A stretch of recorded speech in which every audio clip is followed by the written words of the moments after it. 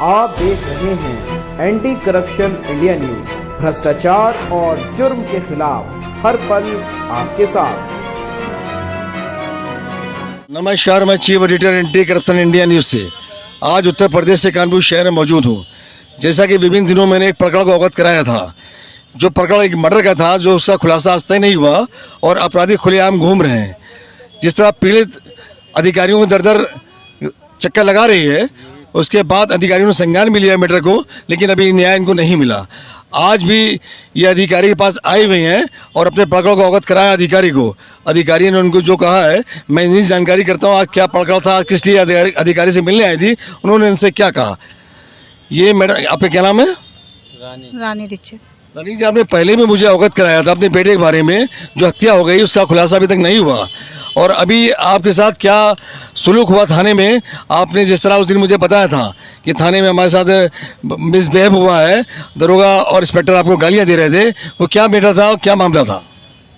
हम थाने गए थे तो बैठे थे, हमने कहा कि हमें रिपोर्ट सुना दो, क्या रिपोर्ट में आया है।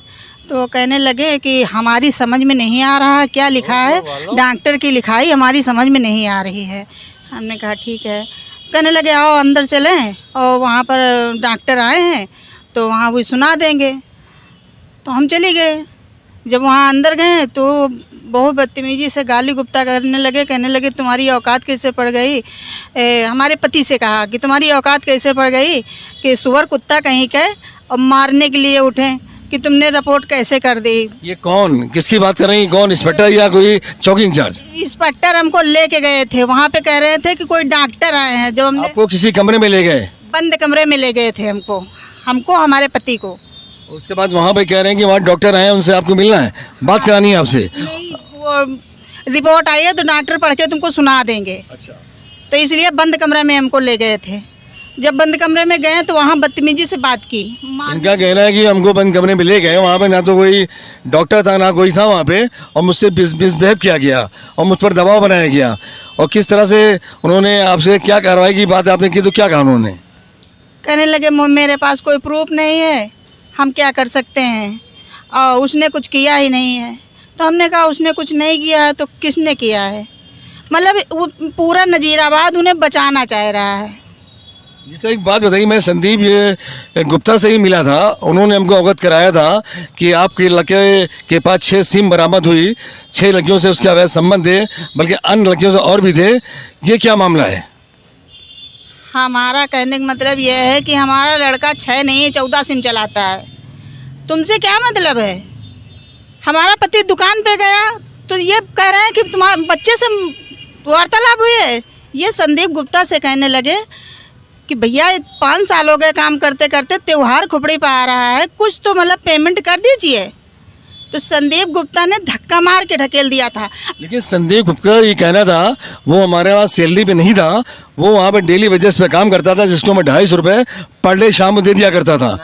उसका ये कहना है। ये झूठ है, ये बिल्कुल झूठ है।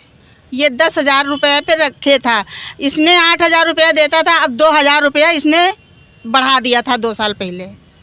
ये झूठ बोल रहा है। जैसा कि इनका कहना है कि वो झूठ बोल रहे हैं संदीप गुप्ता, और मैं देख रहा हूँ इनके बगल में इनके पति भी खड़े हैं। मैं इनसे पूछता हूँ, आप क्या जानकारी देना चाहेंगे? आपसे क्या थाने गए थे, तो थाने में इंस्पेक्टर साहब ने क्या कहा था आपसे? इंस्पेक्टर साहब यही कहा था कि आइए ऑफिस के अंदर आइए। वहाँ 3-4 लोग मौजूद थे।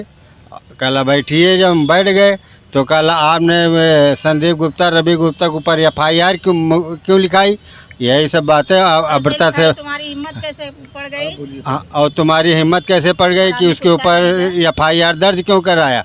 आप हरामी कुत्ते कहूँ के नालायक, तेरी हिम्मत कैसे पड़ गई? यही कह रहे थे। जिस तरह उन्होंने बताया, इंस्पेक्टर ने इनसे मिसबिहेव किया और अपशब्द का इस्तेमाल किया इनसे।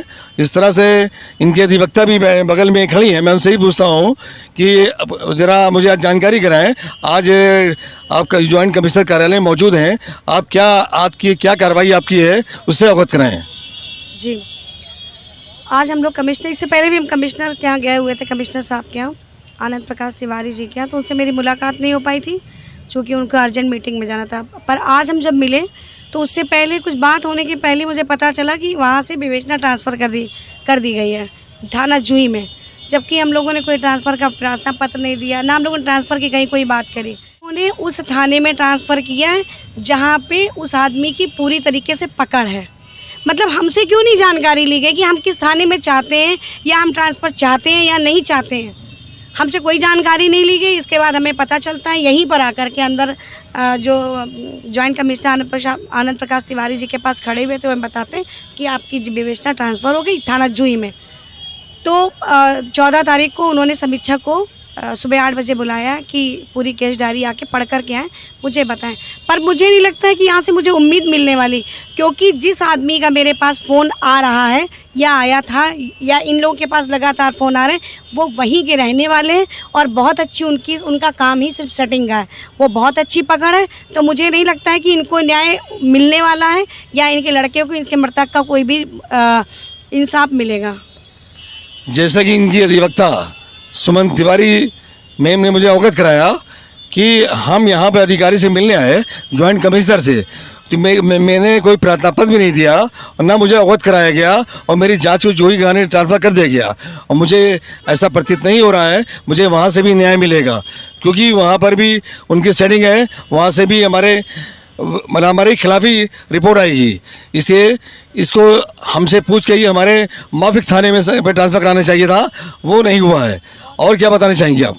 सबसे बड़ी बात है कि तारीख मुझे नहीं याद है, शुक्रवार दिन इसी फ्राइडे को जो निकल गया है, इस फ्राइडे को हम उनसे मिलने के लिए गए थे। विवेचक जो पूर्व विवेचक हैं हरि प्रसाद अहिरवार जी से मिलने के लिए गए। मैंने कहा आप अपने 164 जो हमने कराया उसको मुझे अवलोकन आप एक बार दिखा दीजिए, क्योंकि एक बार उससे पहले ही अवलोकन लेकर के गए थे वहाँ पर कमिश्नर साहब के मीणा जी क्या लेके गए थे।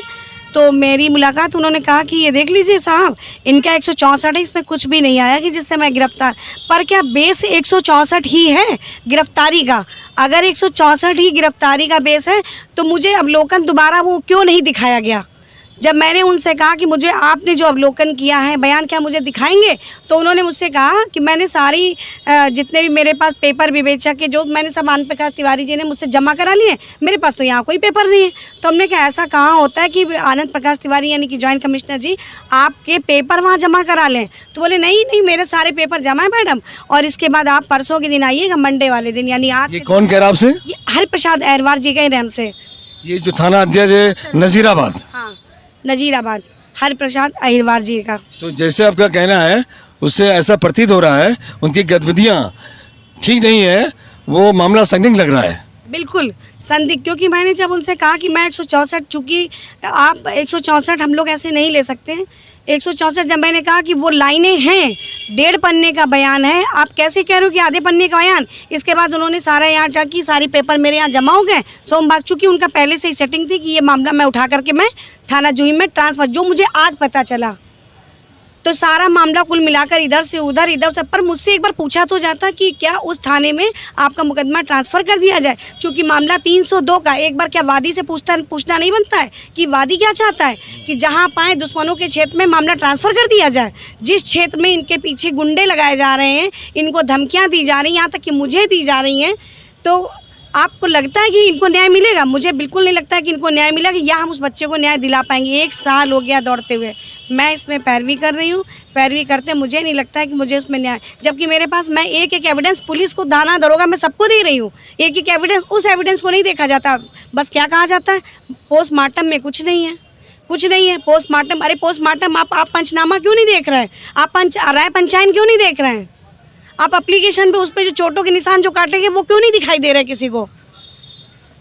जैसा कि इन्होंने पूरा प्रकरण को अवगत कराया, जो पुलिस की गतिविधियां उससे भी रूबरू कराया, अब मैं अगली अपडेट में किसी नए प्रकरण से अवगत कराएंगे। तब तक ये राष्ट्रीय अंतर्राष्ट्रीय खबरों से बने रहिए एंटी करप्शन इंडिया न्यूज़ के साथ। मैं चीफ एडिटर अतर हुसैन एंटी करप्शन से, साथ में कैमरामैन सत्येंद्र कुमार। नमस्कार, जय हिंद। सब्सक्राइब करें हमारे YouTube चैनल को और बने रहें हमारे साथ।